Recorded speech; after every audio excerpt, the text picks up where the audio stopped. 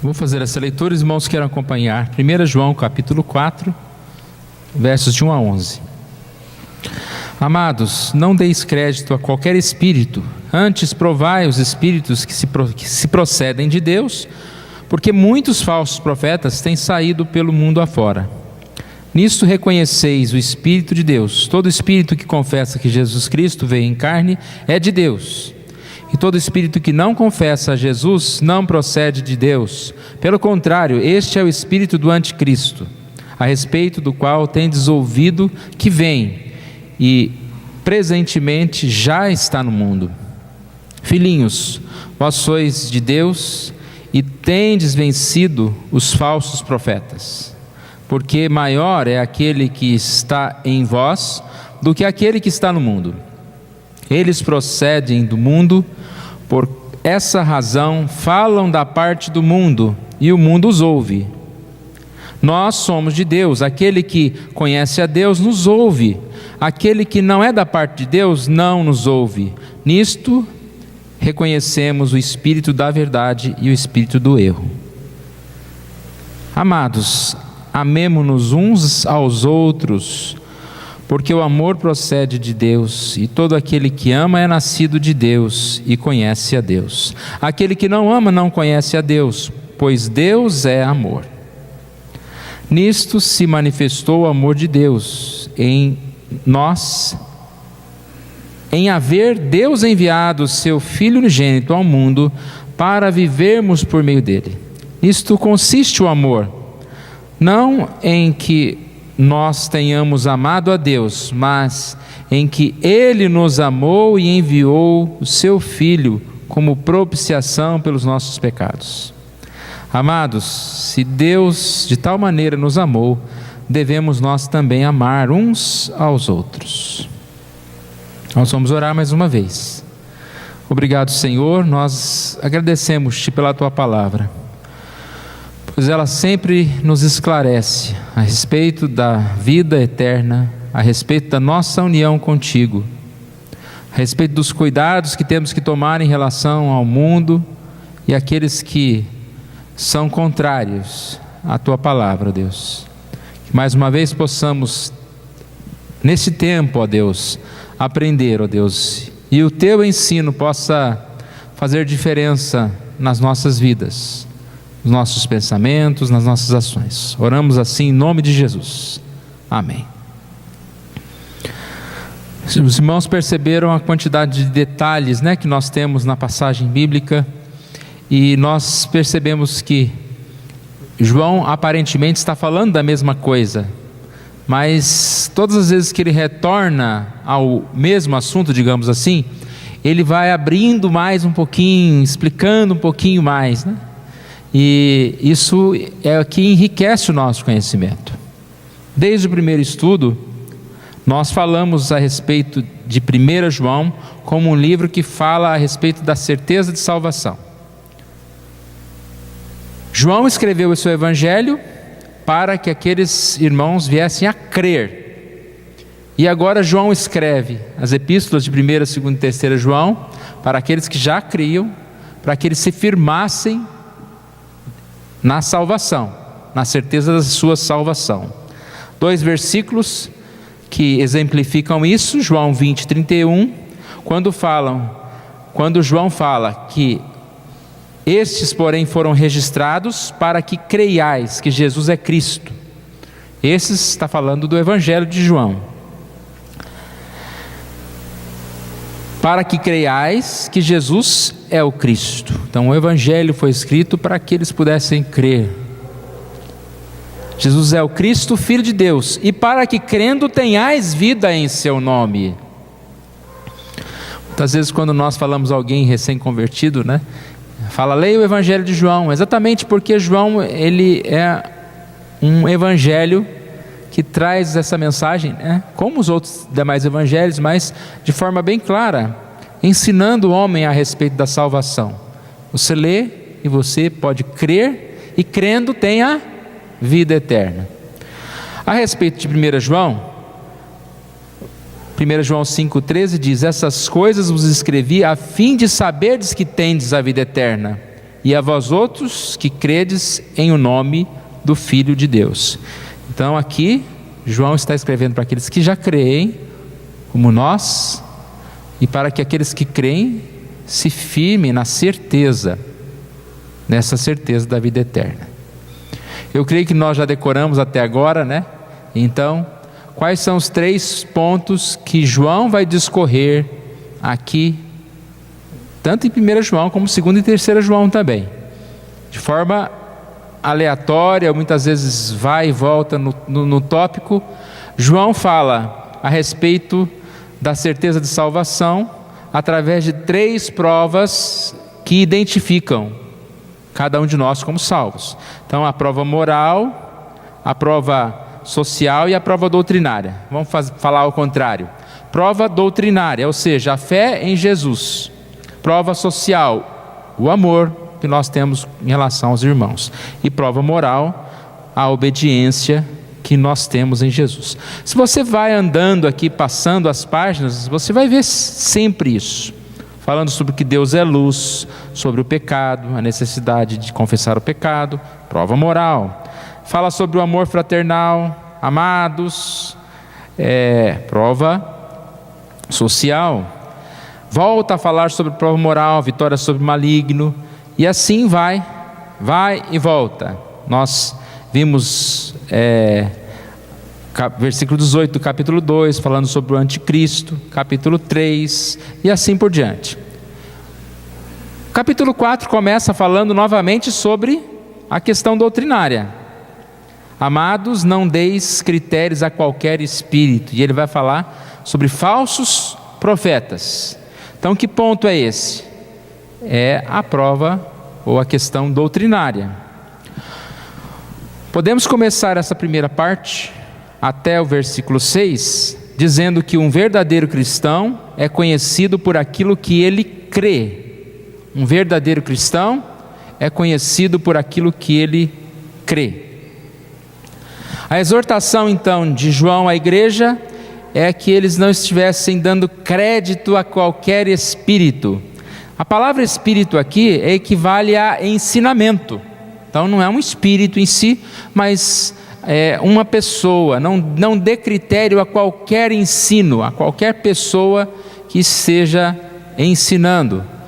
Tem que se analisar se essa pessoa está sendo guiada pelo Espírito Santo ou se pelo espírito do inimigo, do anticristo. Não dê critério. Por que será que João fala isso?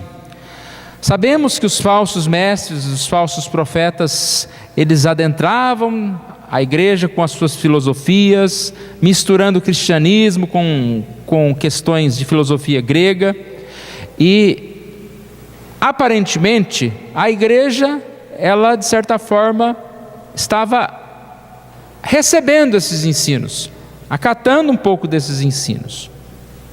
Então aqui diz que nós não podemos dar crédito. No caso, eles não poderiam dar crédito sem conhecer se aquela doutrina era realmente de Deus. Não deis crédito a qualquer espírito. Indica que eles eram propensos a aceitar os ensinos, sem muita crítica. Qual que é a base nisso? A gente percebe que aparentemente aqueles falsos profetas, eles vinham como se revestidos de uma autoridade, de algo que eles demonstravam seriedade no que faziam. E realmente é muito difícil você negar alguém falando, sobre algum assunto. Quantas vezes nós temos a tendência a ir atrás ou a seguir certas coisas. Aqui diz: antes provai os espíritos se procedem de Deus, porque muitos falsos profetas têm saído pelo mundo afora. Essa frase aqui, tem saído pelo mundo afora, que é base para o que eu acabei de dizer agora. Esses falsos profetas são chamados aqui como alguém que tem saído pelo mundo afora. Essa expressão saído dá a ideia de que eles destacavam enfaticamente o seu envio, ou seja, que eles tinham uma consciência muito forte do seu envio. E aí,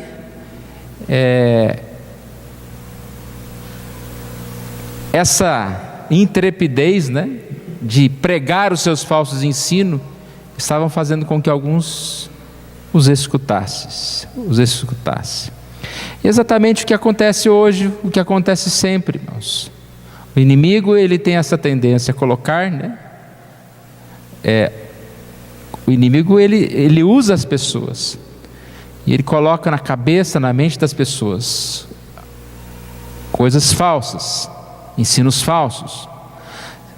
Se é anticristo, não vai falar a favor de Cristo, vai falar contra Cristo. Então, ensinos contrários a Cristo. E essas pessoas saem em espalhar o seu erro religioso.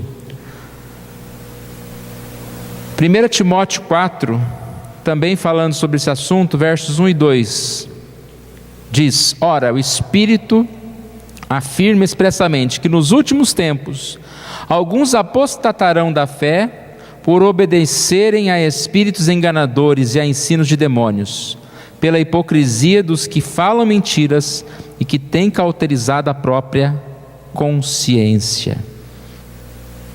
Olha aqui, Satanás usando as pessoas que estão obedecendo a espíritos enganadores, ensinos de demônios, falam mentiras. Na linguagem de hoje diz que a consciência dessas pessoas está morta, como se tivessem sido queimadas com ferro em brasa. Ou seja, essas pessoas não sabem o que estão fazendo, o que estão falando. E assim elas conseguem seguidores, muitos seguidores. Uma outra passagem, 2 Pedro 2, de 1 a 3, fala: assim como no meio do povo surgirão falsos profetas, assim também haverá entre vós falsos mestres, os quais introduzirão dissimuladamente heresias destruidoras, até o ponto de renegarem o soberano Senhor que os resgatou, trazendo sobre si mesmo repentina destruição. E muitos seguirão as suas práticas libertinas, e por causa deles será infamado o caminho da verdade. O versículo 2 na linguagem de hoje diz: muita gente vai imitar a vida imoral deles, seguirão as suas práticas libertinas, e por causa desses falsos mestres, muitas pessoas vão falar mal do caminho da verdade. Então a gente percebe, né, que os falsos ensinos são acompanhados de falsas atitudes. Se você não tem o ensino verdadeiro, você não vai ter a atitude correta. E isso infama o caminho, ou seja, leva uma má fama. Quando fala caminho da verdade, é o caminho de Deus, o caminho da palavra de Deus. Olha o versículo 3: movidos por avareza, farão comércio de vós com palavras fictícias, para eles o juízo lavrado há pouco tempo não tarda, e a sua destruição não dorme. Isso aqui é muito, muito atual. Ainda na linguagem de hoje, essa mesma passagem diz: em sua ambição pelo dinheiro, esses falsos mestres vão explorar vocês, contando histórias inventadas. Mas faz muito tempo que o juiz está alerta, e o destruidor deles está bem acordado. Então é o que acontece, né? Quando diz aqui: movido por avareza, farão comércio de vós, é exatamente o que acontece, né? Esses falsos mestres são seduzidos pela ambição e contam mentiras, inventam mentiras para tirar o dinheiro das pessoas, e com certeza sofrerão as consequências de tudo isso. Então, essa primeira questão aqui, irmãos, que João está dizendo: cuidado, não dê critérios a qualquer espírito, ou seja, a qualquer palavra que é dita. Não escute, não siga qualquer ensino. Antes, provai os espíritos se procedem de Deus. Ou seja, se a palavra procede de Deus, se o ensinamento procede de Deus, ou vem do inimigo, vem do mundo. Ele dá o exemplo aqui versículo 2, que o Espírito de Deus confessa Jesus, confessa que Jesus Cristo veio em carne e é Deus. Ele dá esse exemplo porque é o que eles negavam na época. Os gnósticos negavam Deus se encarnar, e o contrário também, né? Um homem morrer e ressuscitar. Eles eram contrários a esse. E aí diz então que todo espírito que não confessa Jesus não procede de Deus. Pelo contrário, esse espírito é espírito do anticristo, a respeito do qual tendes ouvido, que vem e presentemente já está no mundo. Então, é a segunda vez que João fala sobre isso, né? Tem o anticristo e tem os anticristos, os que vêm antes, mas tem a mesma função, é ir contra a Cristo. Precisamos julgar os profetas, precisamos passar tudo o que ouvimos pelo crivo da palavra de Deus. Essa urgente necessidade de discernimento, irmãos. E a gente fica pensando, né, até que ponto a nossa geração perdeu o entusiasmo pela defesa da verdade. Então, igrejas estão aceitando qualquer tipo de ensino. Graças a Deus nós temos uma igreja bem fiel à palavra. Creio que ainda, né, se fala de algumas igrejas presbiterianas que têm certas doutrinas erradas, mas nós percebemos que esse zelo pela palavra tem sido levado adiante. Mas nós sabemos que muitos não estão dando tanta importância à palavra, à verdade. Tem uma frase de Martin Luther King, é atribuída a ele pelo menos essa frase, que é a seguinte: o que me preocupa não é o grito dos maus, mas o silêncio dos bons. O que me preocupa não é o grito dos maus, mas o silêncio dos bons. E eu fiquei pensando em aplicar essa frase para essa mensagem de hoje. E a frase que a gente poderia construir é a seguinte: o que mais assusta do que a pregação herética dos falsos profetas é o silêncio dos profetas de Deus. Não é verdade? Porque não adianta nada a gente ficar olhando e falando: olha quanta igreja, olha quanta profecia errada, quanto anticristo, quantas pessoas estão sendo levadas pela mentira. Então nós precisamos proclamar a verdade. E aí entra num debate que nós já falamos outras vezes aqui, quando voltamos, são tópicos parecidos, na questão de confrontar, né? Você está na sua escola, você vai discutir religião, chega uma pessoa e fala: eu vou acender uma vela para o santo tal lá. Aí você fala: isso, irmão, o importante é estar com Deus. Ou você fica quieta, ou quieto, né? Então, já falo mulher, porque mulher que está mais no... Nós temos que falar a verdade, sem agredir. Aqui a ideia não é agredir as pessoas. Paulo falava tão bem com as pessoas e mostrava a verdade. Então nós precisamos sim dizer em que nós cremos, porque o silêncio dos profetas é mais assustador do que o grito dos hereges, que é a palavra do herege. O herege vai lá para a praça e grita e faz o maior barulho. E nós vamos ficar falando a verdade nas nossas quatro paredes, assim, né? Digamos assim. O quanto nós estamos sendo voz, levando essa mensagem às outras pessoas. Nisto reconhecereis o Espírito de Deus. Todo espírito que confessar que Jesus Cristo veio em carne é Deus. Espírito que confessa, mais uma vez aqui, irmãos, é uma pessoa que confessa. Então toda pessoa que confessa que Jesus veio em carne. O que é confessar que Jesus veio em carne? Que Jesus veio em natureza humana. Jesus é Deus e também homem. Tem a sua natureza divina e humana. A essa doutrina, irmão, se aplica a qualquer outra doutrina. Qualquer palavra que alguém venha a falar contrário à palavra de Deus, deve ser confrontado. Porque se não é Espírito de Deus, é espírito do inimigo, do mal. Se não é verdade, é o quê? É mentira. Então nós precisamos prezar pela verdade. É claro que quando se fala de Jesus é a doutrina fundamental. Então essa tem que ser muito concluída, né? Muito enfatizada. Porque se você não tem um conhecimento de Jesus, você não tem a salvação. Se você não conhece Jesus na pureza do Evangelho, você está perdido.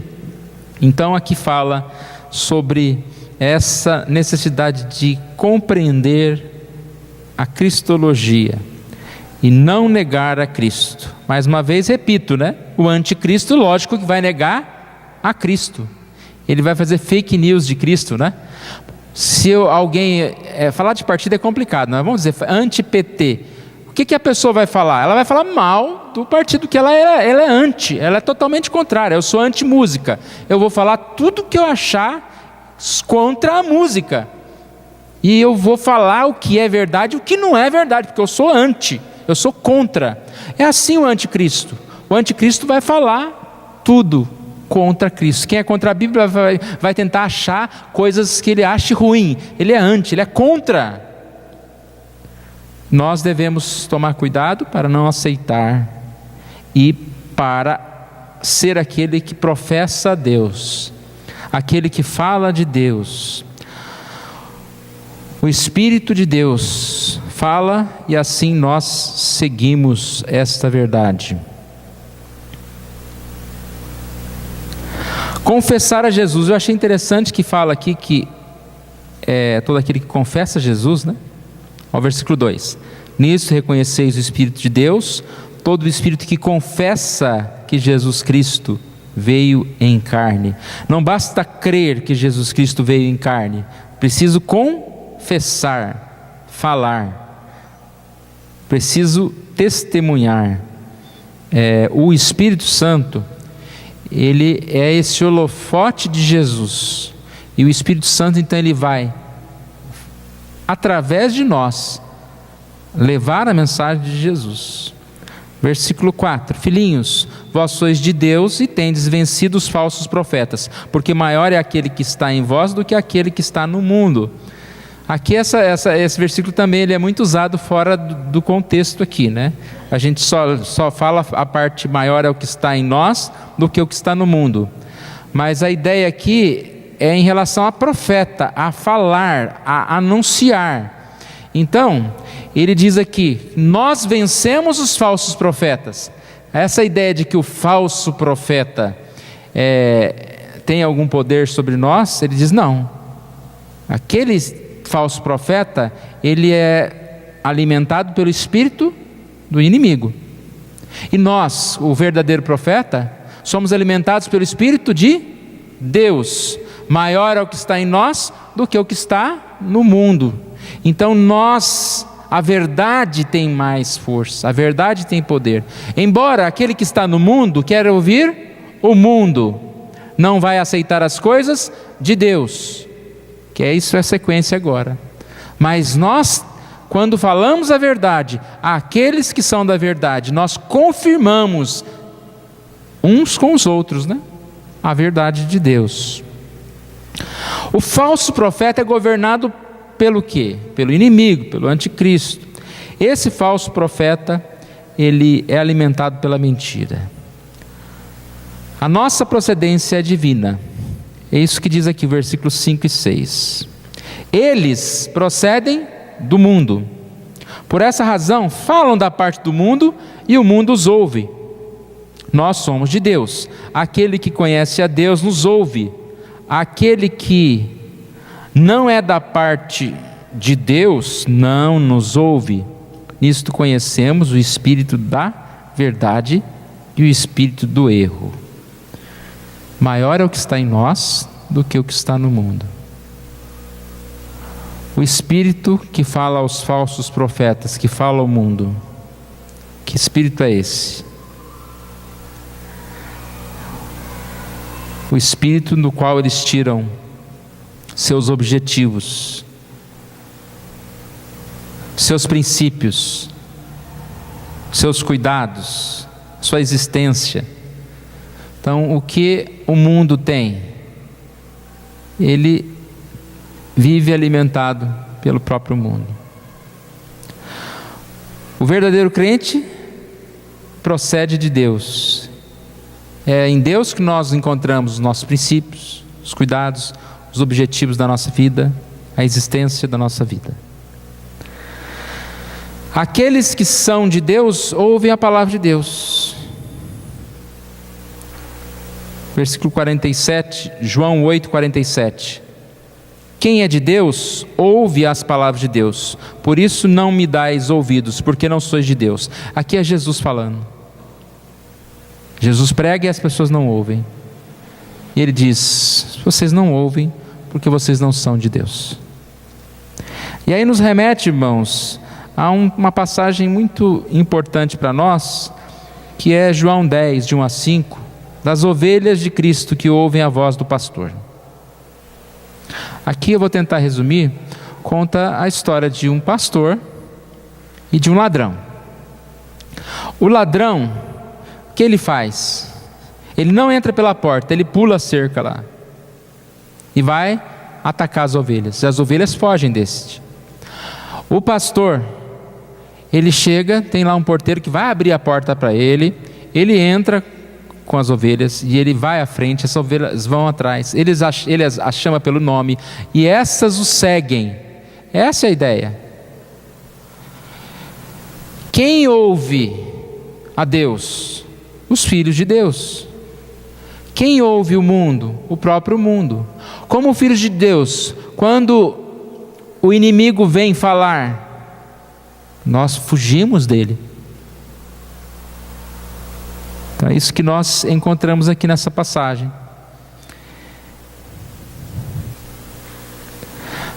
João 10:3, as ovelhas ouvem a sua voz, ele chama pelo nome as suas próprias ovelhas e as conduz para fora. Versículo 4 diz: vai adiante delas, e elas o seguem, porque lhe conhecem a voz, mas de modo nenhum seguirão o estranho, antes fugirão dele, porque não conhece a voz dos estranhos. Então é isso que está dizendo aqui, irmãos.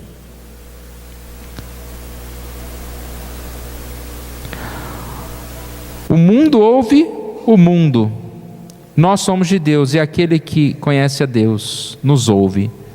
Os de Deus ouvem os de Deus. João 10:8 diz: todos quantos vierem antes de mim são ladrões e salteadores, mas as ovelhas não lhe deram ouvidos. Ainda João 10, 27 e 28. As minhas ovelhas ouvem a minha voz, eu as conheço e elas me conhecem. Eu lhes dou a vida eterna, jamais perecerão e ninguém as arrebatará da minha mão. Agora volte lá, maior é o que está em nós do que o que está no mundo. O espírito do mundo age em homens maus que vão pregar mentira, que vão falar mentira. O Espírito de Deus age em nós e nós vamos falar a verdade. Nós vamos falar a verdade e aqueles que são ovelhas vão escutar a voz do pastor por intermédio de nós e elas vão seguir esse pastor. Então nós precisamos falar mais. Se esse pastor não chega, né? Esse ladrão pula a cerca lá e vai tentar convencer a tal da ovelha lá a seguir. Vendo o lado contrário, irmãos, o quanto nós fugimos da voz desse ladrão, o quanto nós somos como essas ovelhas aqui. Aqui diz bem claro, né? De nenhum modo seguirão o estranho, antes fugirão dele, porque não conhecem a voz dos estranhos. Forte isso, não? Não. Quando vem um estranho falar com você, um espírito, você fala: não, eu não conheço, eu vou fugir. Está totalmente no contexto do versículo 1. Amados, não deis critérios a qualquer espírito. Não fique escutando qualquer coisa, não siga qualquer coisa, não aceite qualquer coisa, não deis crédito a qualquer espírito. Contrário disso, fale a verdade, ouça a verdade, conheça a verdade. João 10, 27 e 28, as minhas ovelhas ouvem a minha voz, eu as conheço e elas me seguem. Eu lhes dou a vida eterna, jamais perecerão e ninguém as arrebatará da minha mão. Essa é a primeira parte. A segunda parte é bem curtinha, que muda de assunto em relação a Deus ser amor. Então, voltando à prova doutrinária, nós falamos aqui a respeito de não dar critério a qualquer espírito. Agora, novamente, a prova social, que é o amor. A partir do versículo 7 até o verso 11. E é interessante essa dupla, né? O amor, ele sempre está próximo. Às vezes aparece a prova moral e o amor. Às vezes aparece essa prova doutrinária e o amor. Por exemplo, no capítulo 3, verso 23, nós encontramos aqui a prova doutrinária e o amor. Este mandamento, que creiais em o nome de seu Filho Jesus Cristo, e amemos uns aos outros. Então é como se fosse um resumo do mandamento de Deus: crer em Cristo e amar uns aos outros. Somos cristãos. O cristão verdadeiro crê em Cristo e ama o irmão. O amor sempre vai estar presente. Uma outra, a prova moral e o amor. 1 João 3,10. Nisto são manifestos os filhos de Deus e os filhos do diabo. Todo aquele que não pratica a justiça não procede de Deus, nem aquele que não ama seu irmão. Então ele estava falando aqui, o capítulo 3 até o verso 9, em relação a não se deixar enganar, a não praticar a injustiça. Aquele que vive pecando não conhece a Deus. Mas ele não deixou de concluir e de acrescentar o amor aqui.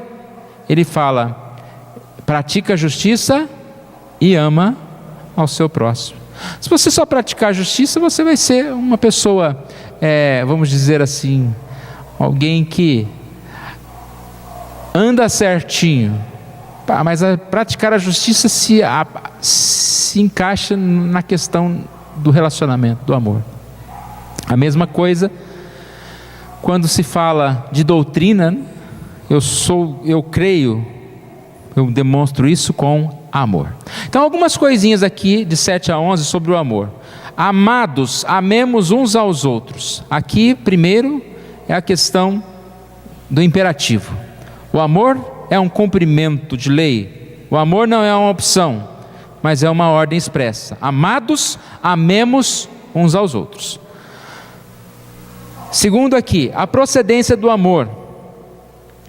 Porque o amor procede de Deus.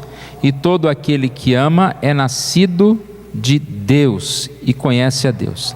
Quem é nascido de Deus, procede de Deus. Se procede de Deus, procede também do amor.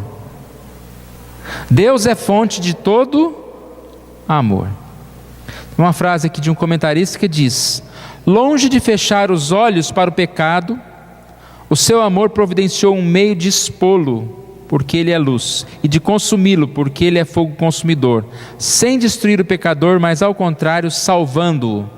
Está querendo dizer aqui que Deus é amor, mas isso não significa que Deus fechou os olhos ao pecado.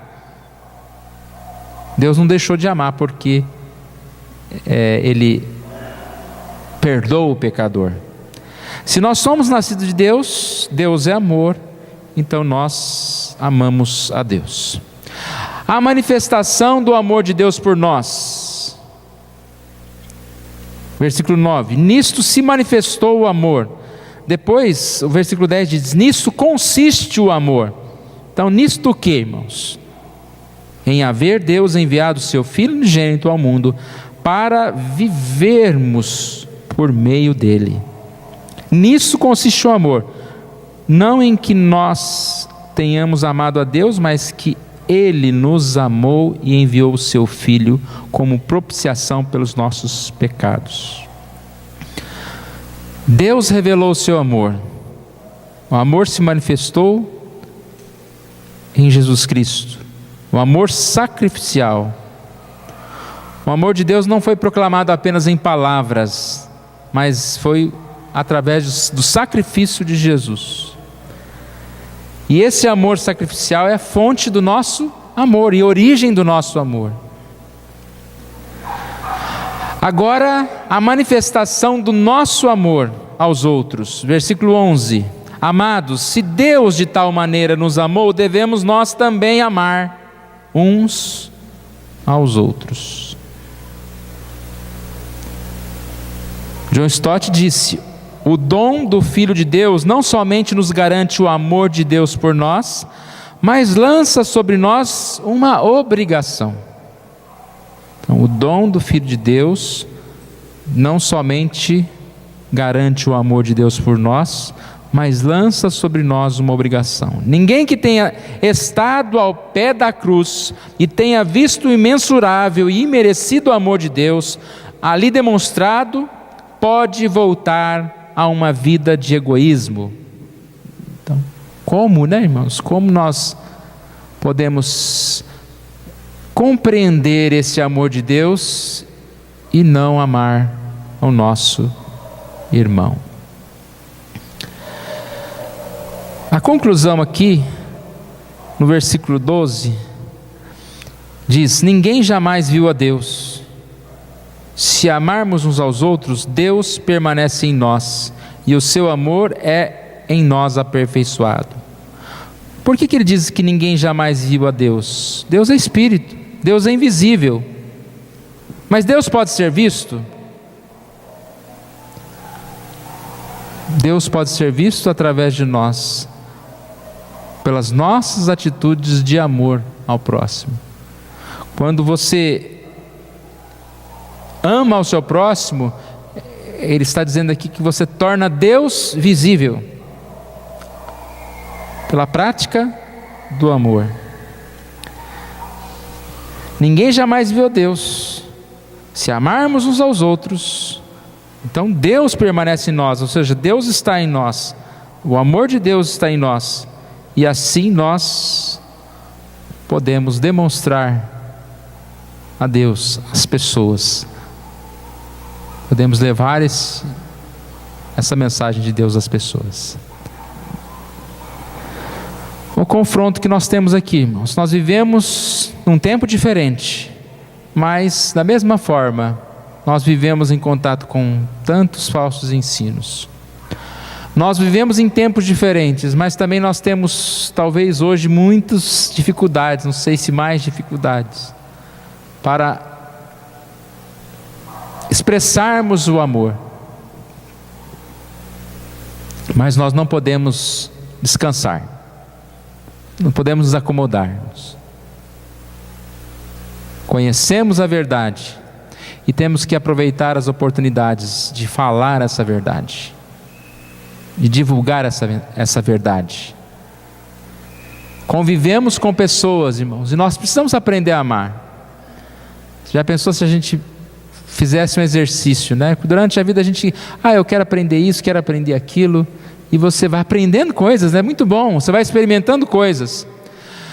Mas se a gente colocasse como objetivo: eu quero aprender, Senhor, a amar.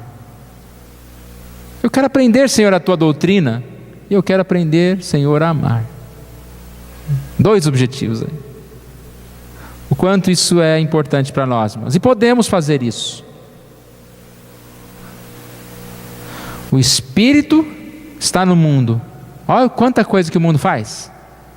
Liga a televisão para você ver o tanto de coisa que o mundo faz. Coisas grandiosas. Liga o jornal para você ver. Já estão preparando o carnaval, vocês já viram? Não é o Natal não, estão preparando o carnaval. O Espírito que age no mundo está trabalhando, e o Espírito de Deus age em nós. O que nós estamos planejando? O que nós estamos fazendo? Então nós precisamos, irmãos, levantar, acordar. A semana passada nós tivemos uma oportunidade muito grande, né, de ver um missionário. Mas a primeira vez que eu conheci o reverendo Marcos Severo, o que me impressionou nele foi essa simplicidade dele. Simplicidade com resultado. Pronto. Precisa mais do quê? A gente conhece muitas pessoas, mas às vezes a gente vê alguns ministérios, algumas coisas, parece que o poder é do ministério, né? E a gente vê um pastor simples, que o trabalho dele é simples, e vendo resultado, a gente sabe quem está por trás é maior do que está em nós, o Espírito de Deus. E se Deus fala através daqueles homens simples, Ele fala através de nós. Somos simples também, mas às vezes em certas circunstâncias nós temos mais facilidades, alguns de nós mais estudo, mais condição financeira e mais. A gente não conhece direito, né, a realidade deles lá. Então nós vamos insistir nisso, para que você pegue os folhetos, para que você distribua os folhetos, para que a gente tenha mais esse hábito de anunciar, de pregar, de falar. Leia o folheto 3, 4, 5, 10 vezes, e quando você entregar para uma pessoa, você gaste 10, 15, 20 segundos falando aquilo que você aprendeu. Não é possível que a gente não tenha.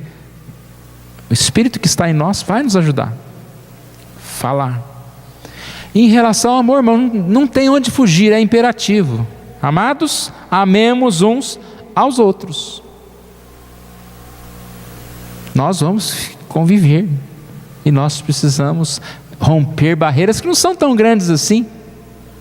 Barreiras que não são tão grandes assim.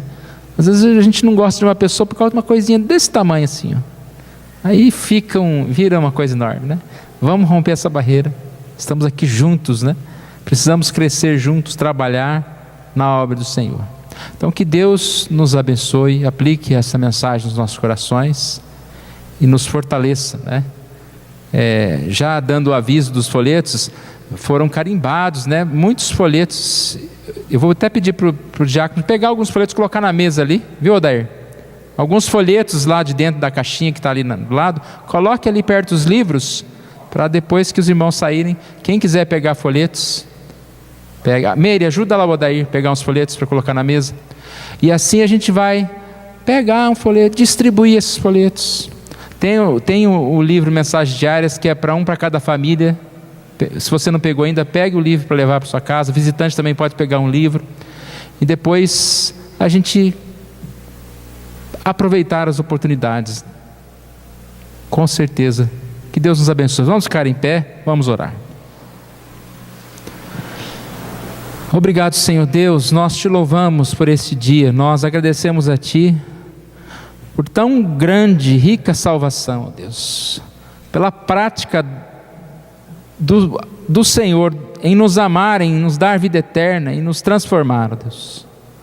Pai amado, que possamos entender isso, ó Pai, e assim aplicar nas nossas vidas, dando ouvido ao Espírito do Senhor, não dando ouvido àquilo que o mundo tem a ensinar, ó Pai, mas dando ouvidos ao Senhor, e também anunciando, ó Pai, a Tua mensagem, a Tua palavra.